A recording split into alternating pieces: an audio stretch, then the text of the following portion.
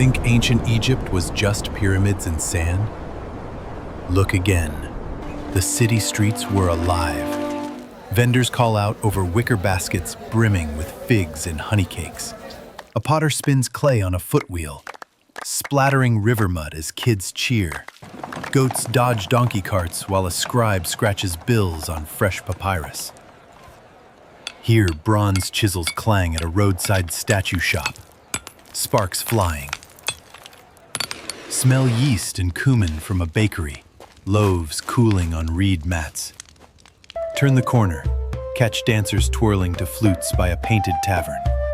Sun-bleached walls glow gold as the Nile breeze kicks dust into swirling halos.